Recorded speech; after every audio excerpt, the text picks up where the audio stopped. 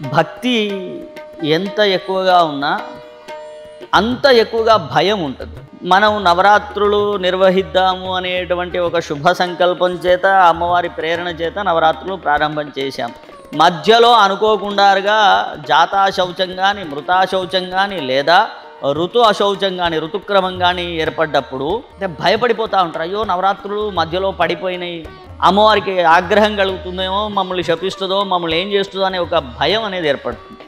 కానీ ఇక్కడ మనం ఒక విషయాన్ని బాగా గట్టిగా తెలుసుకోవాలి. యాదేవి సర్వభూతేషు మాతృరూపేణ సంస్థిత నమస్తస్యై నమస్తస్యై నమస్తస్యై నమో నమః అంటే అమ్మవారు అన్ని భూతములకు కూడా మాతృస్వరూపిణి, అంటే తల్లిలాగా అన్నమాట. నీ ఉద్దేశ్యం ఏమిటి అనేది అమ్మవారికి ఖచ్చితంగా తెలుసు. అంటే నవరాత్రి చేయాలి అనేటువంటి సదుద్దేశంతో నువ్వు నవరాత్రి కలశ స్థాపన కానీ, లేదా నవరాత్రి పూజా విధానం కానీ ప్రారంభం చేశావు. ఇక విధివశాత్ సంభవించేటువంటి వాటికి అమ్మవారు ఆగ్రహించదు. మొట్టమొదట తెలుసుకోవాల్సింది, అమ్మవారికి కోపం రాదు.